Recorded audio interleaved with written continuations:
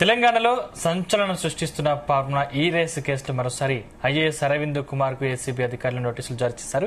ఇప్పటికే ఫార్ములా ఈ రేసు కేసులో అరవింద్ కుమార్ పలుమార్లు ఏసీబీ ఎదుట విచారణకు హాజరయ్యారు. గతంలో అరవింద్ కుమార్ నుండి ఏసీబీ అధికారులు కీలక సమాచారాన్ని గతంలో రాబట్టారు. ఆయన స్టేట్మెంట్లను సైతం ఏసీబీ అధికారులు రికార్డు చేశారు. తాజాగా మరోసారి విచారణకు హాజరు కావాలని నోటీసులు జారీ చేశారు.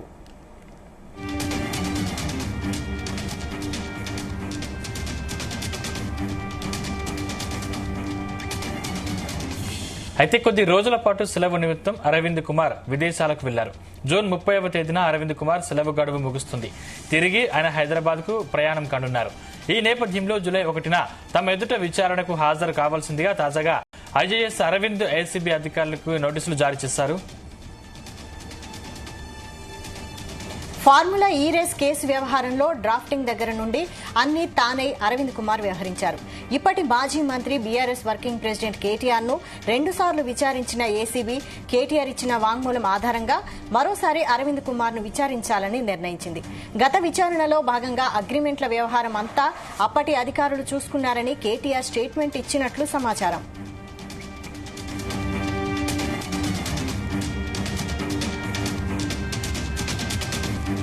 దీంతో అప్పటి ఎంఏయుడి ప్రిన్సిపల్ సెక్రటరీగా ఉన్న అరవింద్ కుమార్ ను ఏసీబీ విచారణకు పిలవడం ప్రాముఖ్యత సంతరించుకుంది.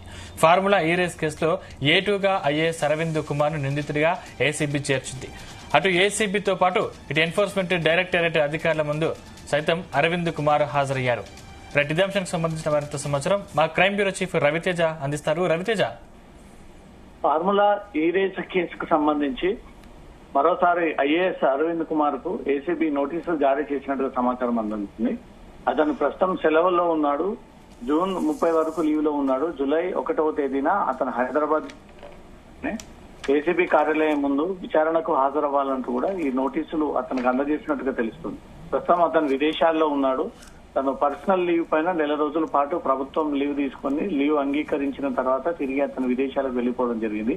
ఈ నెల 30 వరకు అతను లీవ్ గడువు ముగుస్తుంది కాబట్టి జూలై 1వ తేదీన ఏసీబీ కార్యాలయం ముందు హాజరయ్యి ఫార్ములా ఈ రేసింగ్ సంబంధించినటువంటి ఈ కేసులో పూర్తి వివరాలు తమకు అందజేయాలంటూ కూడా ఈ నోటీసులు అందజేసినట్టుగా సమాచారం. గతంలోనే అరవింద్ కుమార్ ఏసీబీ కార్యాలయం ముందు హాజరయ్యారు.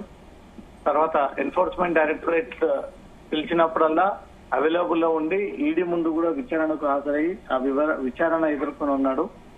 కేటీఆర్ నిన్న మొన్నటి వరకు ఏసీబీ ముందు విచారణ ఎదుర్కొని ఉన్నాడు కాబట్టి కేటీఆర్ ఇచ్చినటువంటి ఇన్ఫర్మేషన్ అంతా కూడా ఎప్పటికప్పుడు ఏసీబీ అధికారులు పూర్తి స్థాయిలో ఆ వాంగ్మూలాన్ని అంతా సేకరించారు. అదే వాంగ్మూలాన్ని ఇప్పుడు ఆధారం తీసుకొని అరవింద్ కుమార్ ని విచారించనున్నారు. గతంలో బీఆర్ఎస్ ప్రభుత్వం అధికారంలో ఉన్నప్పుడు అరవింద్ కుమార్ ఎంఏయుడిలో కీలకమైనటువంటి హోదాలో ఉన్నాడు.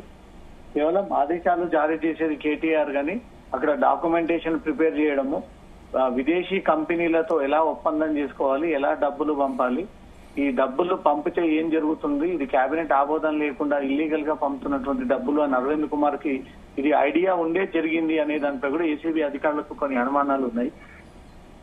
దానికోసమే కేటీఆర్ మొన్న ఏసీబీ విచారణకు హాజరయ్యి ఏసీపీ విచారణ ఎదుర్కొన్న తర్వాత తను ఇచ్చినటువంటి స్టేట్మెంట్ ని బేస్ చేసుకుని ఈసారి అరవింద్ కుమార్ ని సైతం సేమ్ కేటీఆర్ ఇచ్చినటువంటి క్వశ్చన్స్ ని అడిగి అతని నుంచి ఆ వివరణ రాబట్టనున్నారు. దీంట్లో 3వ నిందితుడిగా బిఎల్ఎన్ రెడ్డి ఇప్పటికే ఒకసారి ఏసీబీ ముందు హాజరయ్యారు. అరవింద్ కుమార్ విచారణ ముగిసిన తర్వాత తను ఇచ్చేటువంటి సమాధానాలను బట్టి మళ్ళీ బిఎన్ రెడ్డిని సైతం ఏసీబీ అధికారులు నోటీసులు అందజేసి పిలిపించి అతన్ని కూడా విచారించేటువంటి అవకాశం ఉంది. కానీ అరవింద్ కుమార్ విచారణకు హాజరయ్యే అవకాశం ఉందా? హాజరు కాకపోతే ఎలాంటి పరిణామాలు ఎదుర్కొనే అవకాశం ఉంది? ఒకవేళ అతను విదేశీ పర్యటన ముగించలేదు, నేను ఇంకా కొంత టైం పడుతుంది, తనకు లీవ్ ఎక్స్టెండ్ చేయండి అని కోరితే అది ప్రభుత్వం తీసుకునేటువంటి నిర్ణయాన్ని బట్టి ఉంటుంది. లేదా లీవ్ ఎక్స్టెండ్ చేయలేము, మీరు అన్న ప్రకారంగానే మీరు 30వ తేదీ వరకే మీకు లీవ్ గడువు ఉంది, అది ముగిసినటువంటి వెంటనే మీరు తిరిగి డ్యూటీలో జాయిన్ అవ్వాలి అంటూ మాత్రం ప్రభుత్వం తప్పనిసరిగా రూల్స్ అండ్ రెగ్యులేషన్స్ ప్రకారంగా అరవింద్ కుమార్ ని జూలై 1 రోజు మీరు రిపోర్ట్ చేయాల్సి ఉంటుందనేది కూడా ఇప్పటికే ఆదేశాలు ఇచ్చారు. ఒకవేళ తను పర్యటన ముగించుకొని అరవింద్ కుమార్ ఇక్కడికి చేరుకున్నైతే డెఫినెట్ గా జూలై 1 రోజు ఏసీబీ కార్యాలయం ముందు హాజరయ్యి ఈ విచారణ ఎదుర్కోవాల్సి ఉంటుంది. ఈ విచారణలో కేటీఆర్ ఇచ్చినటువంటి సమాధానాలు, కేటీఆర్ చెప్పినటువంటి అంశాలన్నీ కూడా డాక్యుమెంట్స్ ముందు పెట్టి అరవింద్ కుమార్ కి ఇదంతా తెలిసే జరిగింది, ఇదంతా డ్రాఫ్టింగ్ గానీ, డాక్యుమెంటేషన్ ప్రిపరేషన్ గానీ, ఒప్పందం గానీ, ఈ డబ్బుల లావాదేవీలు గానీ, కంపెనీలతో నెక్స్ట్ పేమెంట్స్ ఎలా అనేటి వీటన్నిటిపై కూడా అరవింద్ కుమార్ దగ్గరుండి ఇవన్నీ ప్రిపేర్ చేసి ఉన్నాడు. కాబట్టి అతనికి ఈ కేసు పైన ఎక్కువగా నాలెడ్జ్ ఉన్నటువంటి పర్సన్. కాబట్టి ఈ కేసులో రెండవ నిందితుడు కేటీఆర్ కేవలం ఆదేశాలు జారీ చేసేటువంటి వ్యక్తి, దాన్ని అమలు పరిచేటువంటి వ్యక్తి అరవింద్ కుమారే. కాబట్టి అరవింద్ కుమార్ ఈసారి ఎదుర్కోబోయేటువంటి విచారణ మాత్రం కీలకంగా ఉండబోతుంది అనుకోవాలి. Shiva. Right, thank you Raviteja.